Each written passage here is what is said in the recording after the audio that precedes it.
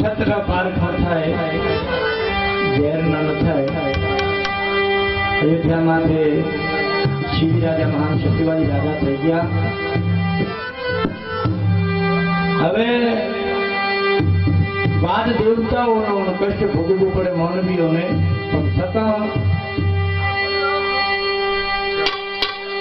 यतु धर्म तत्व जो सत्य हो विजय हो। शिवी राजा अयोध्या राजा एक वचन ही वचन जाए पण ये वचन प्राण जाए पर वचन न जाए एवा शिवी राजा नो भजन देवताओं कशुद्धि करी।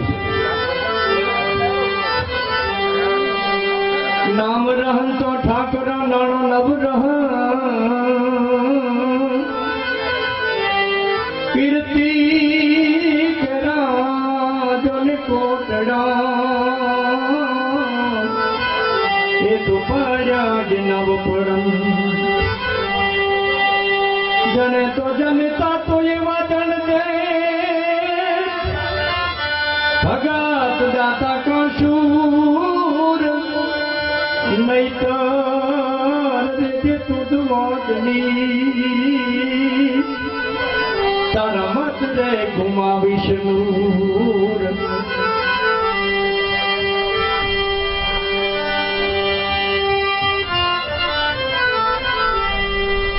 शिवी राजा महासत्यवादी ने देता अयोध्या निमान। शिवी राजा महासत्यवादी ने देता अयोध्या निमान।